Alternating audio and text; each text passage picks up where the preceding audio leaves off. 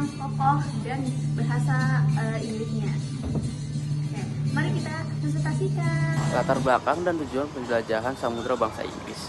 Tahu nggak sih, penjelajahan samudra oleh bangsa Inggris seperti bangsa Eropa lainnya latar belakangi oleh beberapa faktor utama.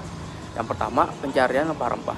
Setelah jatuhnya Konstantinopel ke tangan Kesultanan Turki Utsmani pada tahun 1453, jalur perdagangan rempah-rempah yang selama ini dikuasai oleh pedagang Eropa terputus. Hal ini mendorong bangsa Eropa termasuk Inggris untuk mencari jalur baru ke sumber rempah-rempah di dunia timur atau bisa disebut Asia. Terutama karena rempah-rempah sangat vital sebagai obat-obatan, pengawet makanan, dan bumbu di Eropa. Oke, di sini ada Goldred, dan Gospel 3G. Ini adalah semboyan yang melandasi penjelajahan samudra bangsa Eropa. Yang pertama, Goldred, kejayaan, keinginan untuk mencari kekayaan terutama emas dan rempah-rempah. Yang kedua, Gold, kejayaan, keinginan untuk memperoleh kejayaan, memperluas kekuasaan. 3. Gospel, penyebaran agama, misi untuk menyebarkan agama Kristen. Perkembangan ilmu pengetahuan dan teknologi, kemajuan dalam navigasi, perbuatan kapal, dan kartografi atau pembuatan peta. Kemungkinan pelayanan jarak jauh, persaingan dalam bangsa Eropa lain, Inggris yang tidak ingin tertinggal dari negara-negara Eropa yang lainnya, seperti Portugis, Spanyol, dan Belanda yang sudah lebih dulu melakukan penjajahan dan menemukan sumber-sumber kekayaan yang baru.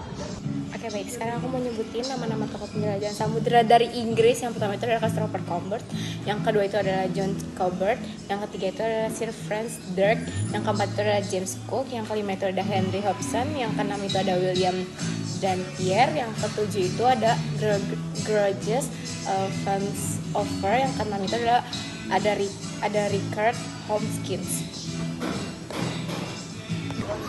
Tokoh penjelajah samudra Inggris. Tahu nggak sih beberapa tokoh penjelajah samudra terkenal dari Inggris? Salah satunya ada Sir Francis Drake atau seorang penjelajah dan bajak laut yang terkenal berhasil mengelilingi dunia. Selanjutnya ada Thomas Cavendish, penjelajah di Inggris kedua yang berhasil mengelilingi dunia.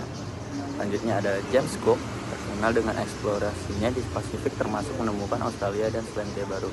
Selanjutnya ada John Cabot, pelaut Italia yang berlayar untuk Inggris dan menemukan Newfoundland di Kanada. Selanjutnya ada James Lancaster, pelaut Inggris yang mendirikan loji dagang atau kantor dagang pertama di Banten. Rute penjajahan samudra bangsa Inggris menuju Indonesia umumnya dimulai dari Inggris melintasi Samudra Atlantik, kemudian ke pantai timur Amerika Selatan melewati Selat Magelhanes. Setelah itu rombongan berlanjut ke Samudra Pasifik melewati Kepulauan Masava di Filipina, tiba di Asia Tenggara dan akhirnya mencapai Kepulauan Maluku. Francis Drake misalnya berlayar ke barat melintasi Samudra Pasifik, tiba di Filipina lalu melanjutkan perjalanannya hingga menemukan Maluku dan berhasil membawa pulang rempah-rempah pada tahun 1579. Kalian tahu nggak sih penjelajah Inggris yang diketahui sampai ke Indonesia itu siapa aja? Yang pertama ada Sir Francis Drake, mendarat di Ternate atau Maluku pada tahun 1579. Kedatangannya disambut baik oleh Sultan Baabullah. Yang kedua ada Thomas Cavendish, juga tiba di Indonesia setelah Francis Drake. Yang ketiga ada James Lancaster, ia juga sampai di Banten dan berhasil mendirikan loji dagang atau kantor dagang Inggris pertama di sana. Teman-teman tahu nggak sih di sini ada dampak positif dan dampak negatifnya kedatangan bahasa Inggris ke Indonesia. Yang pertama itu dampak positifnya. Dampak positif itu ada 3. Yang pertama itu ada mempermudah akses informasi dan ilmu global. Yang kedua ada meningkatkan peluang kerja dan pendidikan. Yang ketiga itu ada mendukung pariwisata dan bisnis internasional.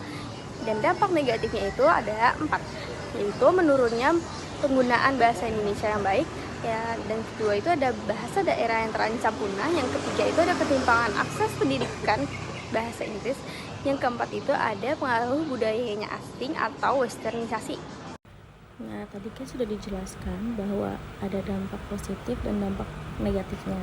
Nah, di sini saya akan menjelaskan dampak politiknya. Nah, jadi yang pertama yaitu ada pemerintahan. Pulau Jawa dibagi menjadi 16 karesiden untuk memudahkan administrasi. Yang kedua yaitu pengangkatan bupati. Para bupati diangkat menjadi pegawai negeri, bukan lagi penguasa yang turun-menurun. Yang ketiga yaitu ada pembatasan kekuasaan raja lokal dikurangi dan daerah keraton seperti Yogyakarta dan Surakarta dipersempit. Sekian video dari kami, kurang lebihnya maaf. Terima kasih.